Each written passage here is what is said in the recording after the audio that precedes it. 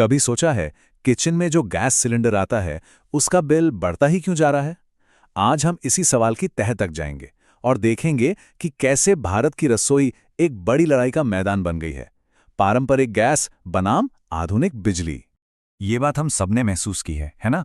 हर बार जब gas cylinder book करते हैं कीमत थोड़ी और बढ़ी भी लगती है। तो आखिर पर्दे के पीछे चल क्या रहा है, चलिए पता करते हैं। 913 रुपए, ये सिर्फ एक नंबर नहीं है, ये दिल्ली में एक परिवार के लिए गैस सिलेंडर की असल कीमत है। और हाल ही में जो 60 रुपए की बढ़ोतरी हुई है उसके साथ ये आंकड़ा बढ़ता ही जा रहा है। ये एक ऐसी लागत है जो सीधे हमारे महीने के बजट पर असर डालती है। तो इस पूरी कहानी को हम कैसे समझेंगे? सबसे पहले बढ़ती कीमतों को देखेंगे, फिर समझेंगे कि आपकी रसोई में छुपी जियोपॉलिटिक्स क्या है। गैस और इंडक्शन का आमना सामना कराएंगे, फिर जानेंगे कि इसमें रुकावटें क्या हैं और आखिर में भविष्य की तरफ देखेंगे। चलिए सबसे पहले सीधे उस मुद्दे पर आते हैं जो हम सब महसूस कर रहे हैं, हमारी जेब पर बढ़ता बोझ। अक्सर लगता है कि गैस की कीमतें बस एक लोकल मामला है, पर क्या हो अगर मैं कहूं कि आपके किचन की गैस का दाम दुनिया के दूसरे कोने में चल रहे किसी झगड़े से जुड़ा है? चलिए देखते हैं कैसे। कहानी शुरू होती है मिडल ईस्ट से, जहां तनाव बढ़ रहा है और इसी तनाव की वजह से स्ट्रेट ऑफ हॉर्मुज़ की नाकेबंदी हो गई है। अब ये एक बहुत ही संकरा समुद्री रास्ता है जहां से दुनिया की ज्यादातर एनर्जी गुजरती है। इसे एक मेन एनर्जी हाईवे समझिए, और फिलहाल उस पर एक बहुत बड़ा ट्रैफिक जैम लगा हुआ है। और भारत के लिए इसका मतलब क्या है? ये आंकड़े सब कुछ बता देते हैं। हमारा 85% 85% एलपीजी इंपोर्ट उसी जैम हुए हाईवे से आता है। अब सोचिए, जब वो रास्ता बंद हो जाता है तो हमारे किचन तक गैस की सप्लाई पर सीधा खतरा मंडराने लगता है।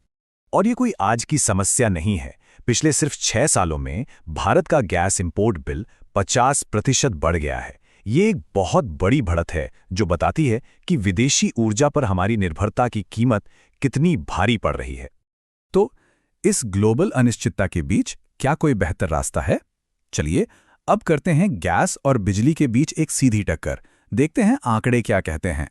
तो इस कहानी में हमारा दूसरा दावेदार है इंडक्शन कुकिंग। और ये सिर्फ एक और ऑप्शन नहीं है, बल्कि एक क्रांति साबित हो सकता है। और यहीं पर चीजें असल में दिलचस्प हो जाती हैं। IEFA यानी कि institute for energy economics and financial analysis की एक रिपोर्ट के हिसाब से आंकड़े बिल्कुल साफ हैं। एक नॉर्मल परिवार के लिए इंडक्शन पर जाने का मतलब है बिना सब्सिडी वाले एलपीजी के मुकाबले साल के 2000 रुपए से भी ज्यादा की बचत। और ये एक बड़ी बचत है। तो ये इतना सस्ता क्यों है? सारा खेल है एफिशिएंसी का। एक गैस स्टोव अपनी ज्यादातर गर्मी को बर्तन के चारों ओर हवा में उड़ा देता है। मतलब आप खाने के साथ साथ अपनी पूरी किचन को भी गर्म करने के पैसे दे रहे हैं। लेकिन इंडक्शन स्टोव ये तो जादू की तरह है, ये सीधे बर्तन को गर्म करता है। इसका मतलब है 85% से भी ज्यादा एनर्जी सीधे आपके खाने में जाती है, किचन को गर्म करने में नहीं। और बात सिर्फ पैसों की नहीं है, टाइम की भी है। इंडक्शन पर पानी उबालने में गैस के मुकाबले आधा टाइम लगता है, मतलब समय की भी सीधी सीधी बचत। ठीक है, तो ये सुनने में तो बहुत ही बढ़िया लगता है। सस्ता है, तेज है, ज्यादा एफिशिएंट है। तो फिर हर कोई इंडक्शन पर स्विच क्यों नहीं कर रहा? पता चलता है कि रास्ते में कुछ बड़ी रुकावटें हैं। असल में ये कई वजहों का एक कॉम्बिनेशन है।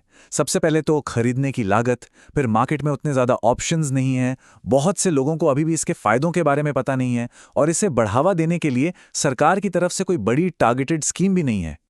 चलिए सबसे बड़ी रुकावट पर नज़र डालते हैं, शुरुआती खर्च।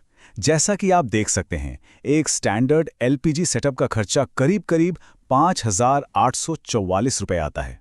वहीं दूसरी तरफ एक डबल इंडक्शन सेटअप के लिए आपको लगभग दुगना 11,750 रुपये खर्च करने पड़ेंगे। अब ये एक बड़ा अपफ्रंट इन्वेस्टमेंट है जो कई परिवारों के लिए एक बहुत बड़ी रुकावट बन जाता है। तो इन मुश्किलों को देखते हुए हम यहाँ से आगे कहाँ जाएं? क्या कोई ऐसा रास्ता है जो भारत की रसोई को पूरी तरह से इलेक्ट्रिक बना सकता है? चलिए कुछ समाधानों पर नजर डालते हैं। IEFA, वही ग्रुप जिसने कॉस्ट एनालिसिस किया था, एक साफ रोड मैप भी बताता है। पहला, लागत की रुकावट को कम करने के लिए सब्सिडी दी जाए, ठीक वैसे ही जैसे सरकार ने फेम स्कीम के साथ इलेक्ट्रिक गाड़ियों के लिए किया। दूसरा, लोगों को इसके फायदों के बारे में बताने के लिए बड़े बड़े जागरूकता अभियान चलाए जाएं। और आखिर में इन सबको एक साथ जोड़ने के लिए एक क्लियर नेशनल प्लान बनाया जाए। और आखिर में IEFA का ये मैसेज बहुत पावरफुल है।